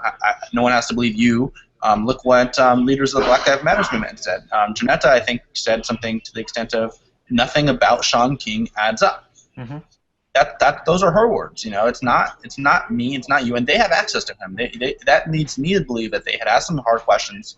You know, probably based on some of our reporting, and he hadn't given them satisfactory answers, and that's bizarre. And so for the New York Daily News to kind of cover for him and continue to give him a platform is strange, and I can even maybe understand if they would come out and offer an explanation as to why, but to just kind of give us the cold shoulder, not explain why they haven't addressed any of these things, it doesn't make any sense. And again, they give this guy a very prominent sort of platform. The New York Daily News is one of the top, I think, 50 websites in the United States. It's one of the top tabloids in New York City, obviously, and it's very well read. So the fact that he has this ability to publish, you know, really whatever it seems like on there, while having these inconsistencies in his own life, and then behaving in a very strange manner, doesn't add up. And like I told you, I think if someone comparable, let's say like a conservative columnist, let's say Rich Lowry at the National Review, a much smaller publication probably than the New York Daily News, if he had done one of these things, like just sending out bizarre emails like we got to a liberal, any one of these things, it would be a big scandal. The headlines would read National Review editor melts down over email. That would be the headline, and it would be covered, you know, probably pretty well. But for some reason, when Shaun King does it, it just goes into the abyss, and the only people interested in the story are journalists. You know, pretty much you and I and Chuck. That's what it comes down to. It's the three of us. And I know though that other people are interested, because when we post the Shaun King story, a lot of people click on them, a lot of people share it. I think you guys are brave, you know, because I've got gay privilege. You see, I'm allowed to go for other minorities because I can pull the gay card. You see, so you guys are pretty brave. Well, Chuck is the bravest, right? Because he's the white male. I mean, technically, I guess I'm sort of the Aryan race. You're white-ish. You're white-ish, aren't you? Right. Where are you from? I'm of Persian descent, so I'm Middle Eastern. Persian. Okay. Right. Fine. All right. Okay. Good. So you sometimes. That's excellent. Okay. Well, yeah, and he's although I suppose he's got ginger privilege, hasn't he? Chuck's got a little bit of orange there. Maybe that's how we're all getting away with it.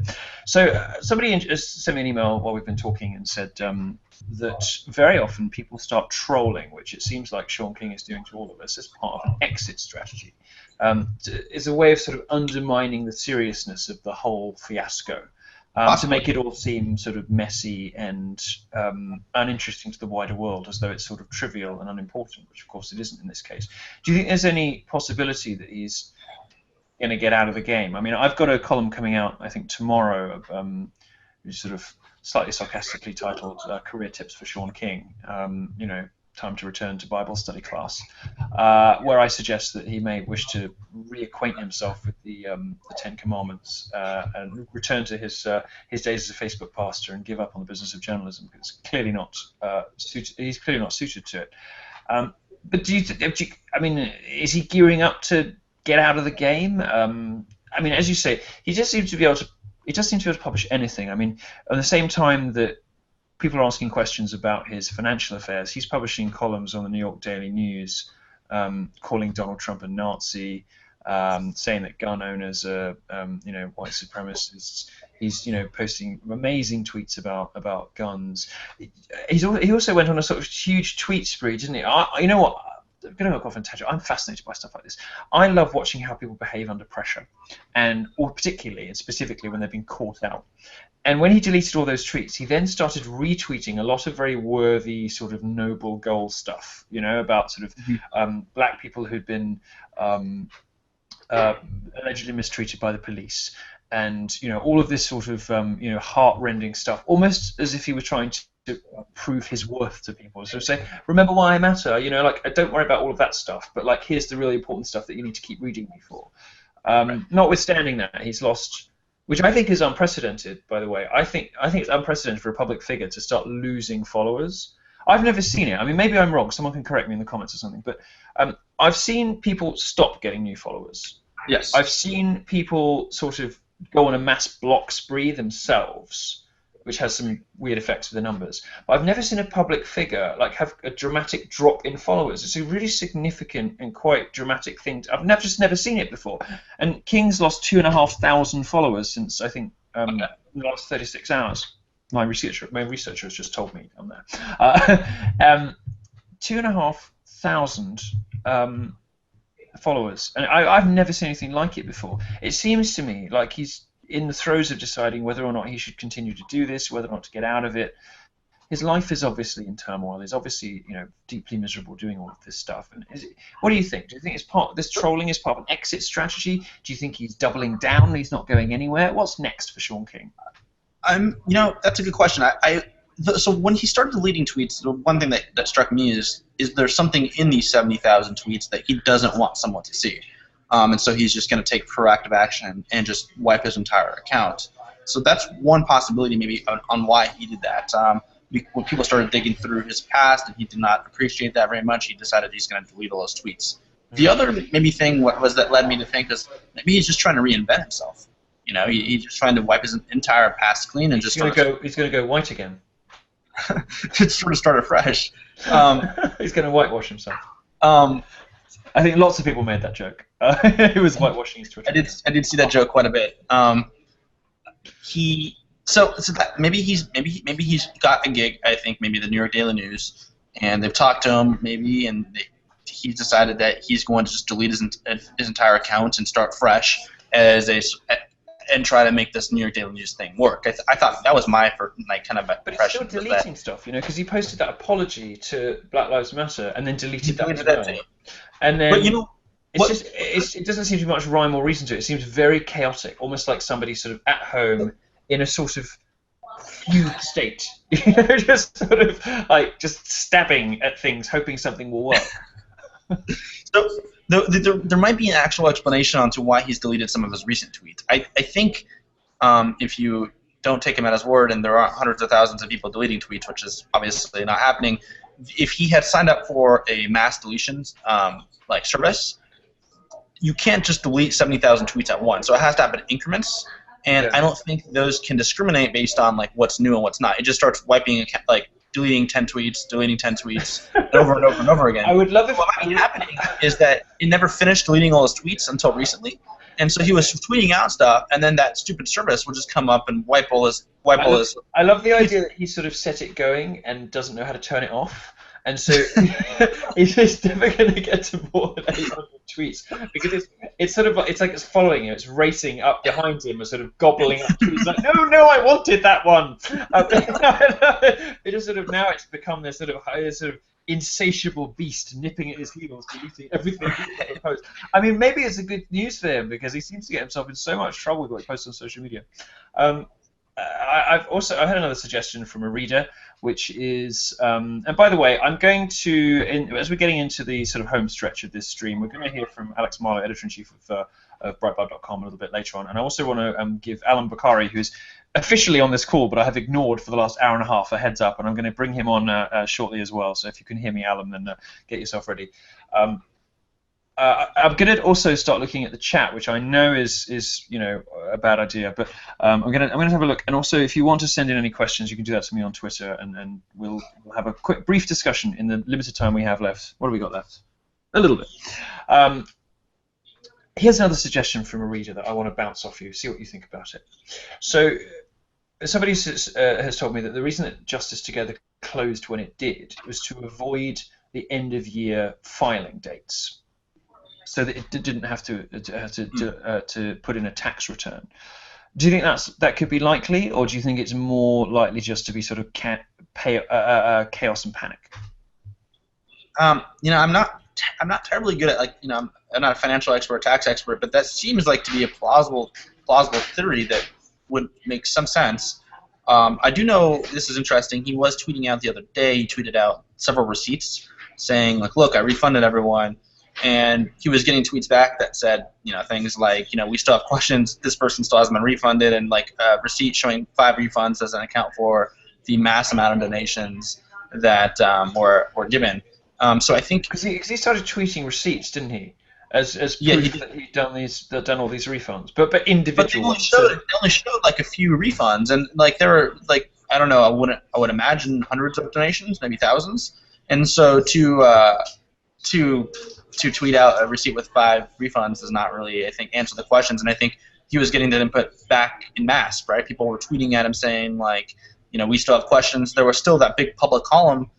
Keep in mind that his own board members wrote in public a letter to him saying that they had questions about what happened to the money. Mm-hmm. And so I don't think he's – I mean, you don't have to believe me. He hasn't satisfactorily answered it to me, but he hasn't answered his own board members, right? They're not satisfied with the answers. And people like DeRay McKesson are not satisfied with the answers. Someone asked DeRay yesterday after he tweeted out those receipts. He said, are you going to take back what you said? It looks like he's right. And he said, no, my comment still stands. I still have a lot of questions that have not been answered by King. And he won't take DeRay's calls anymore. And so, again, you don't have to believe me. You don't have to, no one has to believe Milo.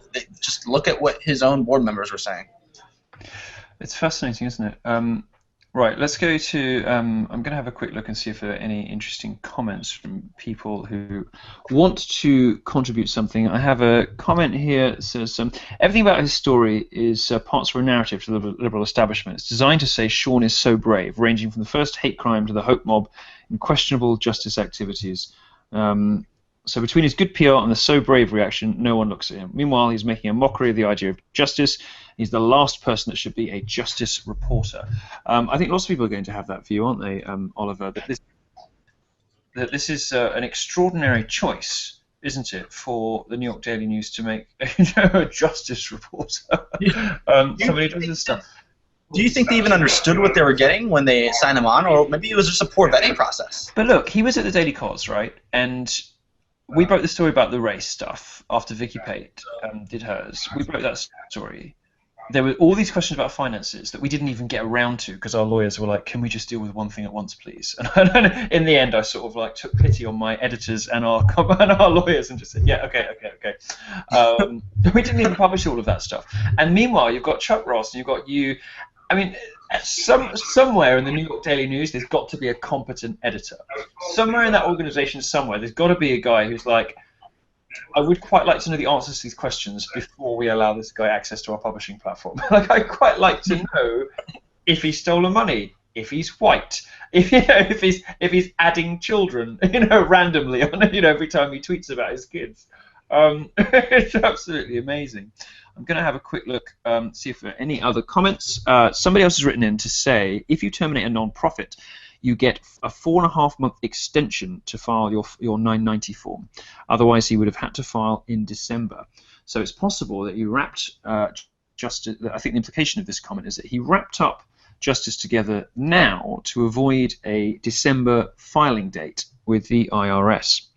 That's interesting. I'm going to have a look on Twitter, see if anybody has anything to say on Twitter. Let's have a look. Not really. Let's have it. You're looking very cute tonight. Well, thank you, I know. And what else? What else? Actually, it's mostly just compliments about my hair and somebody saying that thank you for getting Oliver on from the Blaze. He's very informative.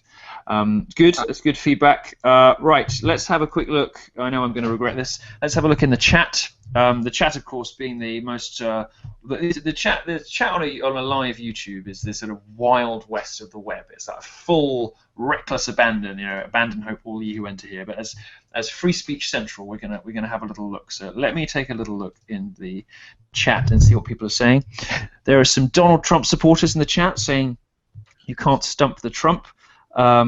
This is a windmill of friendship with a sign that I don't remember for anything particularly friendly in history. Milo, you look gorgeous, darling. Sorry, I shouldn't read those out. It's enormously self-serving of me, isn't it? Right, let's go back a bit. Let's have a look. This is fabulous.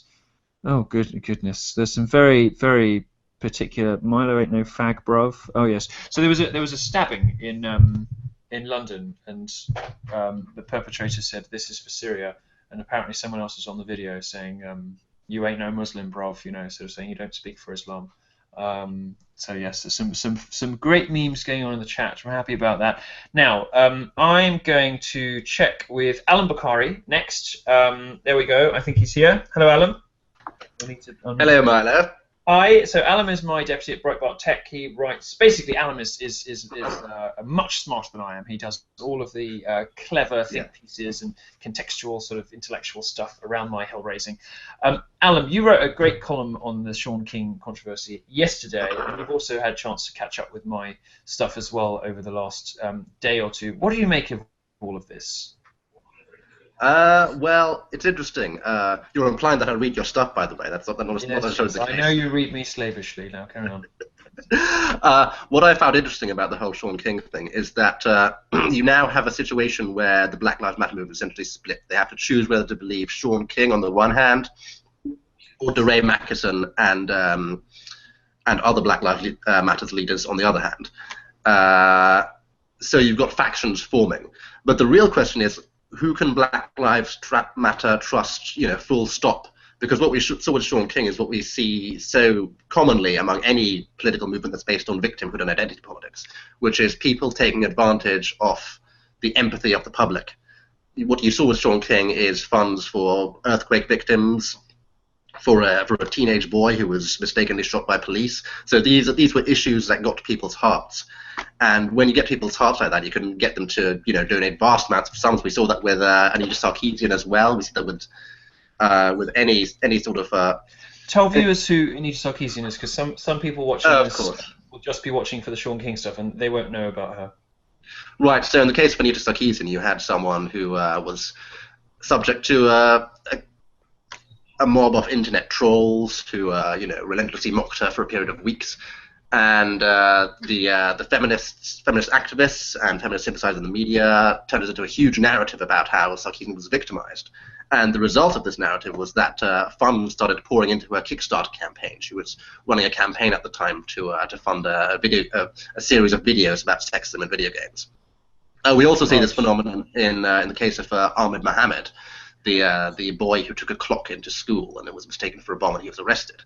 Once that story got out, people saw him as a victim. People started to empathize, and it created this cascade of virtue signaling on social media that, as we all know, ended with the White House. Is your theory that Shaun King gets away with all of this because he has painted himself as sort of the ultimate victim, and he's done it very effectively? I think what he did was he presented himself as a champion of victims. He was the person. He was the person drawing attention with a large social media following, drawing attention to these legitimately, tragic events like earthquakes and mistaken shootings.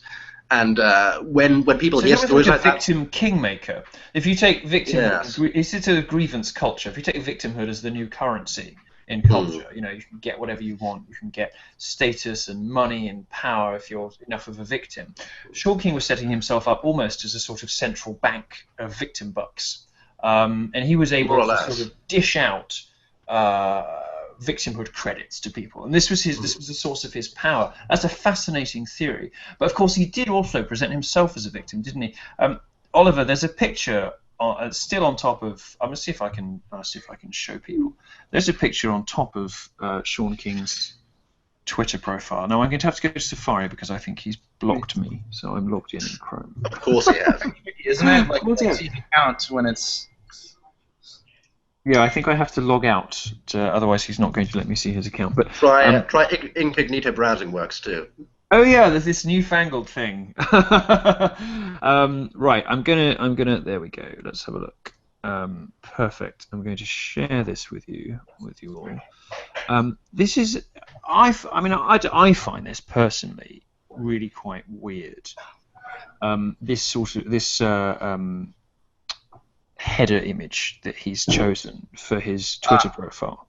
Can you all see that? Yeah.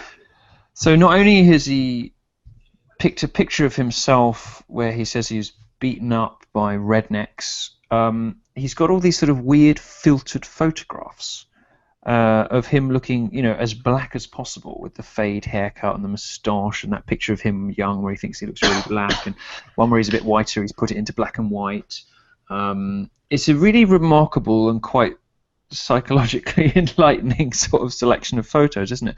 But in addition to being a sort of victim kingmaker, he's quite obviously wanting to be seen as some sort of heroic figure with these, this sort of penetrating stare on the left, and then a victim himself that he said, as he says, sort of somebody beating him up.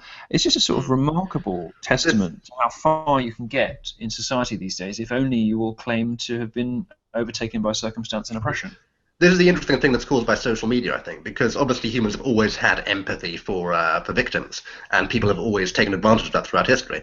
But what happens with social media is that you also get virtue signaling. So you get people competing who can help out the victims the most. And I think this is what Shaun King has taken advantage of, clearly. I see. It's fascinating. We're going to wrap up soon. I think we're going to get a quick little goodbye with Breitbart's editor-in-chief, Alex Marlow. In the meantime, Oliver, before we let you go, what's next for this story? What are you going to be looking out for? Are you done with this, or are you going to? Is there somewhere else we're going? I'm not. We're not done with this yet, not by a long shot. And I think the next step here, I don't want to reveal too much, is getting some answers sort of from the New York Daily News, because clearly Shaun King is not going to get us answers. But I think the New York Daily News owes its readers, an explanation as to what exactly is going on. And being in New York City, we have a little more access than you do to the New York Daily News. So I'd like to get some answers. Maybe from an official there or something. I'm not quite sure yet, but I think that's sort of the next step in this, is going to them and asking for some answers to hard questions. Perfect. Well, listen, Oliver, it's been great to have you for so long, and thank you for holding down the fort. Unfortunately, we didn't get Chuck Ross, but it's been absolutely terrific. So thank you very much for joining us. That's Oliver Darcy from The Blaze, and you can look him up online. What are you, at Oliver Darcy on Twitter? I'm at Oliver Darcy. That was a good guess. All right. Thank you very much. Thank you. It's been terrific. So thanks for joining us. And see you soon. And to wrap up, I will say hello to Alex Marlow, who is the editor-in-chief of Breitbart.com. Hello, boss. Oh, I don't think we can hear you. These things do happen. These crazy live streams. Everybody's got something wrong. While you're sorting out your... No, I don't think we're there. While you're sorting out your microphone, let me just ask Allum, you've sort of followed a lot of this grievance culture. Yes. You've looked into... it's a very advised yes. You've looked into how these people operate, and I'm interested in your opinion on whether this sort of trolling through emails and this weird Twitter behavior, does that look like the sort of exit script, the sort of exit strategy that we've seen in the past from progressive activists like Randy Harper, for example, who start to, or maybe Shanley Kane, the feminist activist in Silicon Valley, people who start to behave bizarrely, they sort of wander off script and start to sort of tweet at strange hours of the day and reply weirdly to journalists when they know that the jig is up. Does this fit a pattern that you've seen previously? And what would be your, as somebody who's followed this for a couple of months, what would be your prediction about how Shaun King's going to play this next? Well, it's interesting because what happened with Shanley and Randy Harper is that they did have these sort of breakdowns, and then eventually a lot of their initial followers just simply abandoned them. And we're already seeing this happening on a much larger scale with Shaun King, thousands of followers lost, as you saw earlier. So I think we'll continue seeing that happen. But he still has people retweeting him. He still has considerable engagement with his tweets. So I think what you'll see is a standoff between Shaun King supporters and DeRay Mackinson supporters. This is going to be a sort of protracted civil war between the various factions of Black Lives Matter, some of whom care about money and race, some of whom are just sort of blind Shaun King fans who will go along with the virtue signaling stuff. Yeah, and Shaun King himself has built his entire career and public profile on this, so he can't let go of it at all, so he's going to stick around. And the question is whether DeRay and other leaders of Black Lives Matter will choose to ignore him, or whether they'll even be able to ignore him. Let's bring in Alex, if you're able. Alex Marlow, can we Alex Marlow? Can we hear you? No, I don't think we can. Oh, that's a terrible shame. We're gonna hang on for an extra. We do have 8 minutes left, so hopefully we can get round up from Alex about Breitbart's involvement in this story. This is an absolutely extraordinary saga, which is really it started with Vicky Pate, and we heard 2 hours ago at the beginning of the show how she started to get suspicious about this guy called Shaun King who was making claims that didn't really stack up. And she discovered that there were questions about money. She found out that there were inconsistencies in his biography. He claimed to have various different numbers of children at different times. The police report about an alleged assault that he says happened didn't stack up either. And eventually she stumbled across the race issue, which she shared with us. And we wrote a story that went all around the world. Hundreds of different media outlets reported on Shaun King's race controversy. A controversy he's never properly addressed.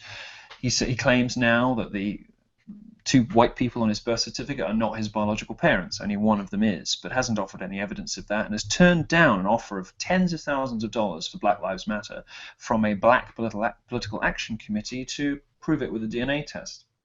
Now there are questions raised by the former activists and the former donors for Justice Together, an organization that he set up and shut down in December. One of our readers suggested today it might be because prior to December, if you close down a charity, you get an extra 3 to 6 months to file your 990 with the IRS. So kicking down the road his obligations to disclose what happened to the money. And he's been ostracized, he's been excommunicated from the Black Lives Matter movement by DeRay Mackinson and by Jonetta Elsie. And one of the most extraordinary social media meltdowns I think we've seen anywhere on the political spectrum in American public life for perhaps half a decade. It's been a really extraordinary thing to watch, and Breitbart reporters like Allum and myself have been right at the heart of this, and with a couple of colleagues from the rest of the conservative bloggers who are really following this. But what's been absolutely remarkable, and I hope that we get Alex. At some point able to chip in on this. Can we say something for me, Alex? Yeah. Can you speak? Try. Go on. No, we're not there. We're gonna have to talk about it on the radio, Alex. What has he got there? Oh, yeah, no, I'm sorry. What's been absolutely remarkable about this, despite the sort of dogged reporting from places like Breitbart, and despite the extraordinary outpouring of questions and anxiety from Shaun King's own supporters, is just how little the mainstream media has given any attention to this story whatsoever. They covered the race controversy, sure, but the more important controversy, the more important questions have been raised by Shaun King's own supporters about where the money went, still remain unanswered, and they remain unanswered in part because broadcast media and newspapers don't want to touch this story.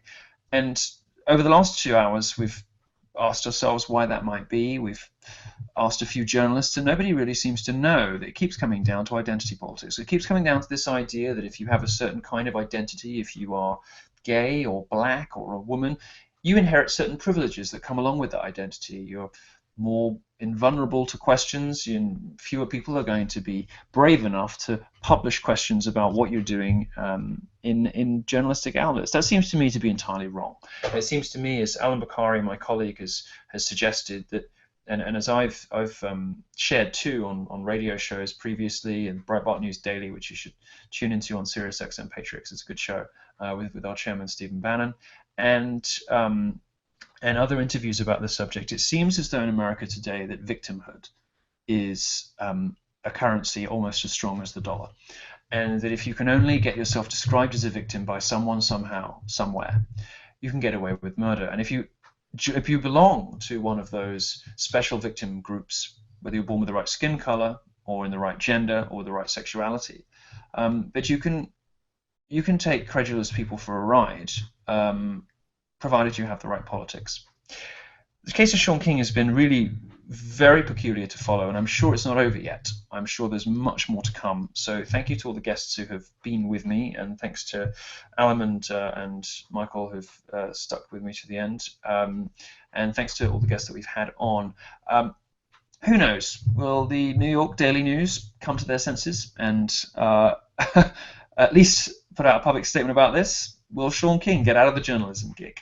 Who knows? I've been Milo Yiannopoulos. I'm the technology editor of Breitbart. I run, along with Noah Doulis, the Breitbart Tech Vertical, where we have a pretty broad remit to talk not just about tech, but about online controversies too, social justice, campus crazies, and all sorts of other things. So you should come and read Allum Bokhari on campus crazies, free speech and privacy. Come and read me on hell-raising about various different internet personalities, and our crack team of reporters who talk about all kinds of wacky and wonderful online controversies. Thank you very much for joining us. This video is going to be available on Breitbart.com shortly afterwards. Tonight is the Republican debate, which I'm sure many of you will be tuning into. So I will sign off now, let you go and prepare for what I'm sure will be a furious evening of jokes and live tweeting. Thanks very much. I'm Milo Yiannopoulos.